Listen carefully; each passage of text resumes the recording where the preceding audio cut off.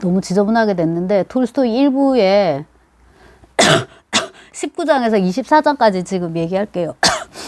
아니, 이거는 숙제이기 때문에 이제 하기 싫어도 해야 되는 것이라 지금 하겠습니다. 자, 이제 19장부터는 무슨 얘기를 하냐 하면은 재판이 이제 열립니다. 열리는데요. 우선은 이제 그 네흘리도프는 배심원이기 때문에 배심원실로 이제 출석을 해가지고 이러저런 이제 잡담을 하게 되고요. 이제 다시 이제 법정으로 나오는데요.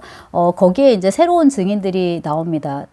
까따에바라는 여성인데 아마도 이제 한때는 그 매춘부였겠지만 이제는 뭐 이런 걸 포주라고 다른 점잖은 말이 없나요? 그런 이제 일을 알선하고 하는 이제 그런 사람인 거예요. 그래서 이렇게 스멜리코프 같은 이런 부유한 상인이 이제 있으면, 이런 고객이 있으면은 이 사람한테 이제 여자를 말하자면 이제 대주는 그런 일을 하는 거죠. 근데 그녀는 마슬로바에 대해서 굉장히 좋게 얘기를 해요. 아는 것도 많고 똑똑하고 또 좋은 집에서 자랐고 심지어 프랑스어도 할 줄 아는 똑똑한 여자다. 가끔 이제 과음을 하긴 하지만은 정도를 넘어서지는 않는다라고 하는 걸로 봐서는 뭐 얼굴이야 딱 봐도 너무 이쁘다고 몇 번 이제 강조를 했었는데요.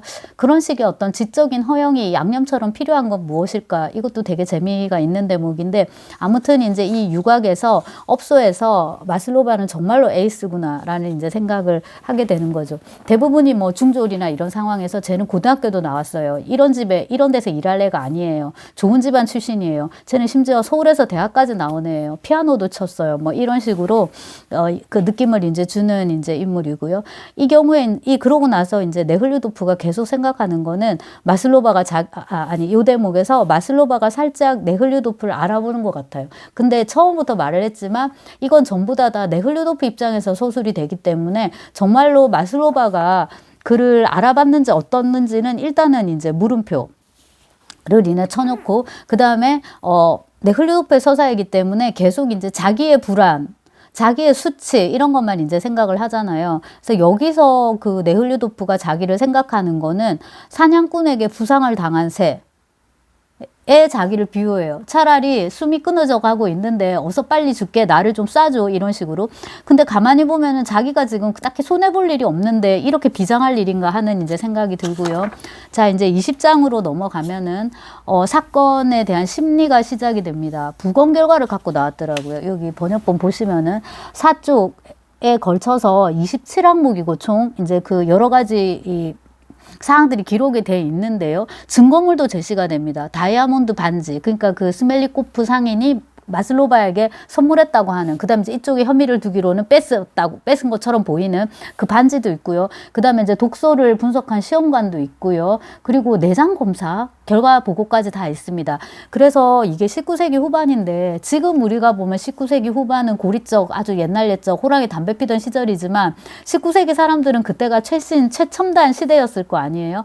그래서 할 만한 건 거진 다 했구나 하는 생각을 하게 되고, 거의 뭐 그 당시로 치자면 이게 CSI 그 과학수사대 뺨치는 뭐 그런 것들이 아니었나 하는 생각이 듭니다. 조선시대도 나름대로 그때에 맞는 어떤 의학적인 진단을 하고 검시를 하고 부검을 하고 이제 했을 거니까, 조선시대까지 가면 너무 멀고, 이제 그 미스터 션샤인 이런 데 보니까 부검 결과 뭐 이런 거 있더만요. 그런 식으로 이제 여기도 다 한 거죠.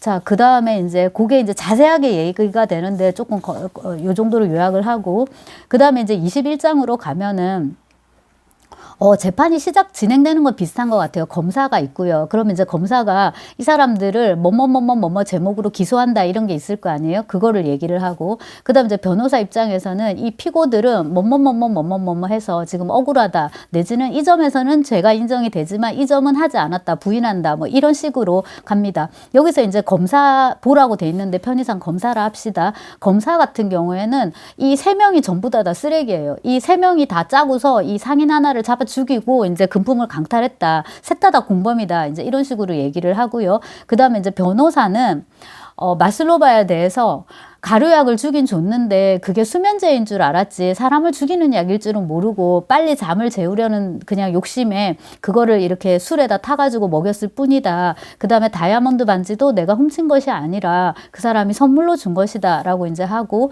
본인이 과거에 어떻게 살았는지에 대한 얘기를 하려고 하지만 좀 어물쩡되기도 하고, 이런 식의 이제 심리적 측면이 잘 이제 이렇게 작용하지 않는 걸로 그렇게 이제 보입니다. 여기 21장을 보면 요게 이제 재판이 일어나는, 어떻게 어떻게 보면 핵심적인 대목인데요. 여기서 그 부활하고 까라마조프를 비교를 하잖아요, 우리가. 그러면은 까라마조프 같은 경우에는 살부, 그 친부 살해, 존속 살해가 엄청 큰 사건이고 그 공판 자체가, 공개 재판 자체가 소설에서 되게 큰 비중을 갖고 다루어지거든요. 그러니까 톨스토이는 행동과 삶의 소설이고 도스토옙스키는 말과 관념의 소설이기 때문에 말 자체가 되게 중요해서 검사가 똑같은 사건에 대해서 어떻게 얘기하고 어떻게 해석하고 어떻게 판단하고 거의 소설 한 편을 쓰거든요. 그거랑 그 다음에 이제 그 검사에 대비해서, 이폴리트 검사에 대비해서 반대로 이제 페츠코비치라는 변호사가 나오는데, 변호사는 또 어떤 식으로 자기의 서사를 구성하느냐, 이게 이제 되게 중요해서, 그거를 다 되게 길게 이제 묘사를 하는데 반해서, 여기서는 이제 사실만 이제 적시를 해주고, 중요한 거는 이제 카투샤 마슬로바가 어떤 그 판결을 받느냐거든요. 그래서 거기에 이제 초점을 맞추도록 합니다. 그래서 바로 이제 2장으로 가는데요.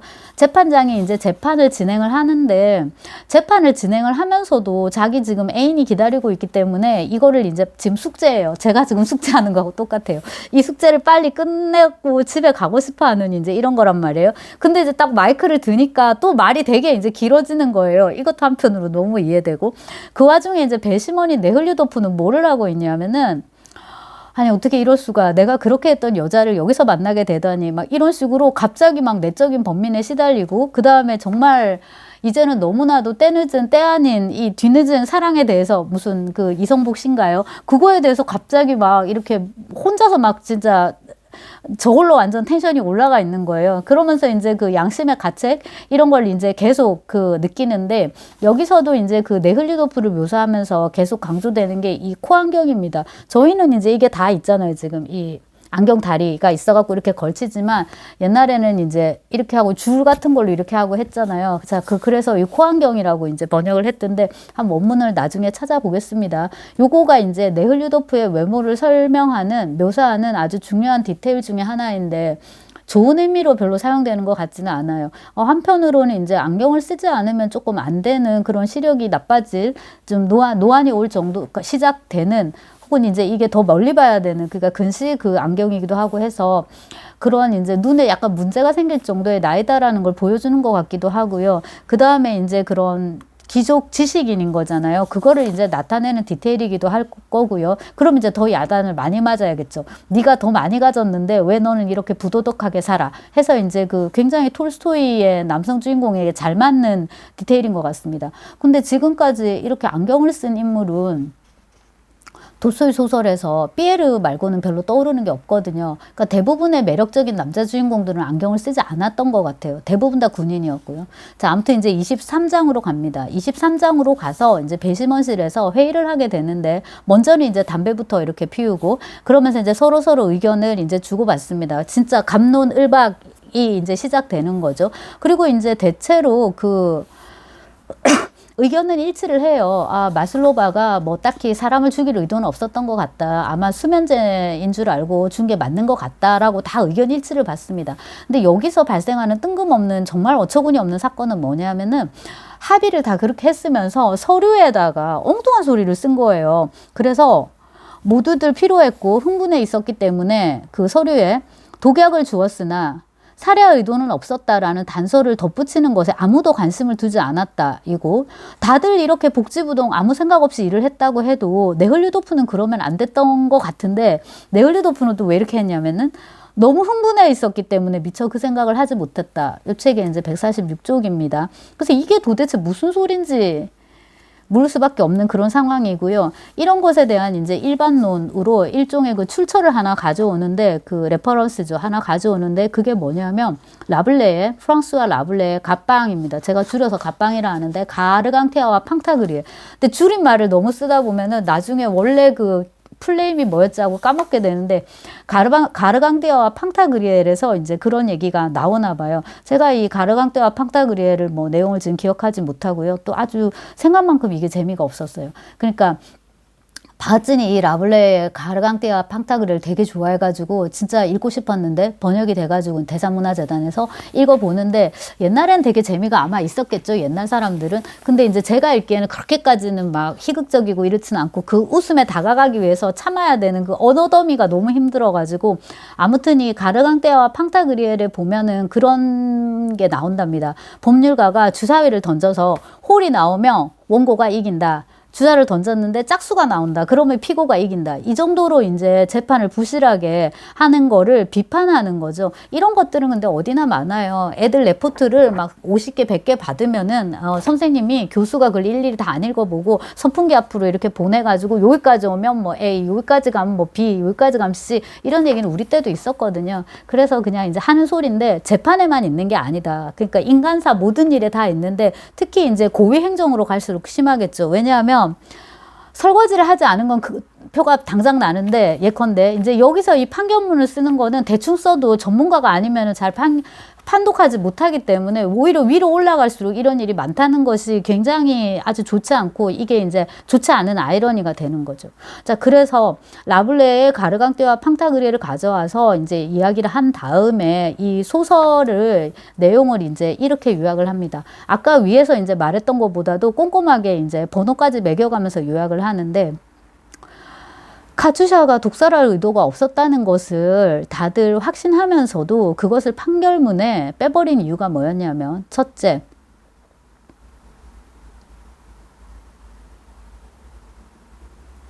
이렇게 결정이 나버린 것은 모두 의견이 일치했기 때문이 아니라 첫째는 재판이 언제나 말하던 것, 즉 배심원들이 질문에 대답할 때 유죄이나 단 살해할 의도는 없었음이라고 말할 수도 있다는 것을 까먹었기 때문이고 재판이 아니고 재판장이. 둘째는 대령이 처남의 아내 이야기를 너무 장황하게 짓거렸기 때문이고, 그러니까 이제 그 업무를 봐야 되는데 잡담을 이제 하고 있었기 때문에 정신이 이제 그 산만해져가지고 그랬던 거고요.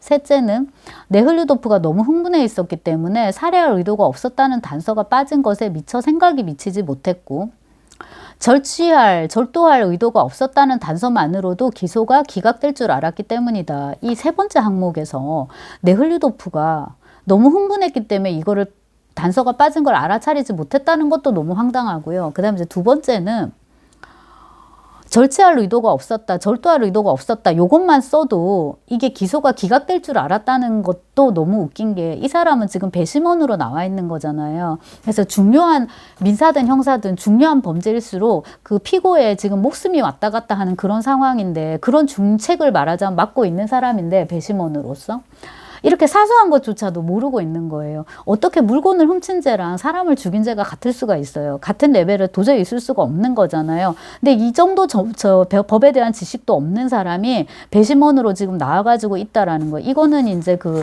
네흘류도프나 까투샤 마슬로바의 사랑 이야기를 떠나가지고 전반적으로 이제 이 당시 러시아의 재판 시스템이 얼마나 헐겁게 돌아갔는지를 이제 작가가 비판한다고 볼 수 있을 것이고, 이거는 뭐 당시 러시아만 그런 게 아닐 거고 지금 우리도 계속 눈으로 보고 있지 않습니까? 그래서 굉장히 보편적인 어떤 풍경으로 보이고요. 자, 넷째는 배심원장이 질문 내용과 답신서를 다시 낭독하고 있을 때 뾰뜨르 게라시모비치가 자리를 비운 채 밖으로 나가 있었기 때문이다. 뾰트르 게라시모비치는 마슬로브한테 우호적인 사람이었기 때문에 만약에 그 사람이 밖에 안 나가 있었으면은 좀 더 면밀히 살폈을 거다 이건데, 이렇게 중요한 피고의 운명을 결정짓는 서류를 작성하는데 밖에 왜 나가셨으며 피치 못할 사정, 그러니까 이제 생리현상, 화장실이죠. 그런 거라면은 그 사람이 온 다음에 하든가 그 사람도 좀 참든가 이런 절차 없이 이렇게 진행됐다는 것도 웃기고요. 자, 그래서 그 다음이 중요합니다. 그러나 무엇보다도 가장 큰 이유는 모두들 피곤해져서 조속히 여기를 빠져나가기를 원했고, 그래서 빨리 끝낼 수 있을 듯한 의견에 찬성했기 때문이었다. 그러니까 이건 다 핑계인 거예요. 그냥 빨리 끝내고 싶어가지고 야 이렇게 쓰고 이렇게 써버려. 이제 이렇게 된 거죠.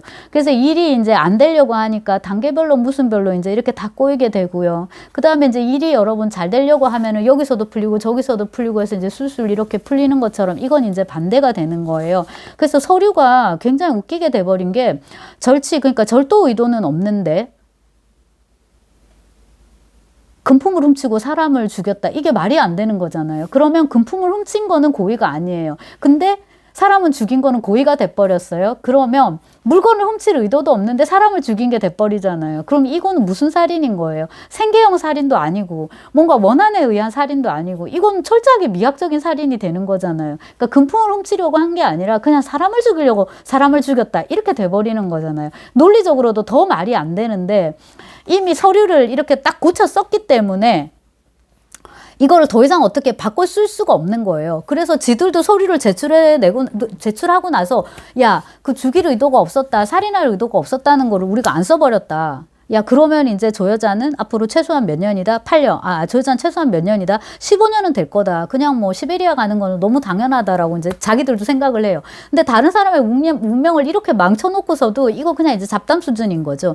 근데 이제 이거에 대해서 고민하는 사람이 한 명 있는데 그게 바로 네흘류도프입니다. 아이고, 그러면 그때 아까 판결문 쓸 때 잘하지. 나와가지고 이건 아니다. 빨리 바로 잡아야겠다 싶어가지고 이제 그때부터 이른바 피카레스크 소설처럼 이제 이 집 저 집 찾아다니면서 있는 인맥 없는 인맥을 이제 최대한 동원해가지고 뭡니까? 이 구명운동이죠. 마슬로바 구명운동을 이제 시작을 합니다. 요게 이제 25장이고, 요거 이제 다음 주제가 될 거고요. 마지막 여기 24장에서는 재판장이 그 선언문을 읽어요, 최종적으로. 근데 이 결정도 빨리 내주더라고요. 뭐, 이거는 좋은 거죠. 끌어봤자 사실 좋은 게 없으니까. 마슬로바는 4년 유형에 처해집니다. 4년 유형이라 하면요, 시베리아 가요, 유형지로. 그 다음에 이제 4년 동안 거기서 징역을 살면서 강제 노동을 하는 거예요. 자, 그 다음에 남자는 8년 유형이고요. 그 중년 여성이 한 명 있었잖아요. 이름이 까따소반가 뭐 아까 맨 처음에 나왔던 그 사람인데 보리소반가 뭐 그 여성 같은 경우에는 권리를 뺏기고 3년 금고형에 처해집니다. 그러니까 이제 더 이상 일을 할 수 없게 되고요. 그 다음에 금고니까 그냥 갇혀만 있어라 이런 건가 봐요. 자, 이렇게 해가지고 이제 재판이 다 끝나버립니다. 그리고 이제 이어지는 거는 이제 누굽니까? 네흘류도프가 이제 그 구명하려고 아까 말씀드렸듯이 노력하는 이제 그거랑 마슬로바가 지금 뜬금없는 거죠. 자기가 이제 이렇게 누명을 쓰게 됐으니까. 근데 이 소설을 보면은 되게 재미있는 게 뭐냐면 그거를 그렇게 이상하게 생각지 않는다는 거예요. 왜냐하면 내가 돈이 없고 매춘부고 이렇기 때문에 내가 사람을 죽일 만큼 큰 죄를 저지르진 않았지만은 그런 누명을 쓰고 이렇게 유형에 처해지고 이렇게 천대받고 하는 거는 한편으로는 너무 당연하다는 식으로 본인도 그렇고 옆에 있는 다른 죄수들도 네가 구원될 수 있는 방법은 돈을 어디서 많이 구해서 수임료가 엄청나게 비싼 능력 있는 변호사를 이제 하는 거다. 진짜 그 더 글로리에서 하도영 말대로 살면서 제일 아끼지 말아야 될 돈이 변호사 수임료라고 여기서도 똑같이 말을 하더라고요. 자, 그 얘기는 이제 다음 시간에 하도록 하고, 제가 여기 이것은 할미꽃입니다. 그래서 할미꽃 모종을 샀는데 불량 모종이 있을 수 있기 때문에 되게 많이 샀어요. 여러 개를 샀고, 이것은 뭐 그렇게 비싸지는 않고요. 당연히 그렇게 비싸지는 않고, 이걸 이제 심어야 되는데 날이 지금 추워질까 봐 어떻게 심어야 될지, 또 언제 심어야 될지, 어디다 키워야 될지 몰라가지고 지금 고민을 하고 있는데, 정말 우리는 사람 빼고는 다 택배로 배송 가능한 그런 나라에 살고 있지 않나 싶은데 이것도 택배로 배송을 받았습니다. 자, 이제 봄이 왔죠. 이미 왔으니까 할미꽃입니다. 저 할미꽃을 좋아해가지고요. 한번 사봤습니다. 자랑하는 거예요.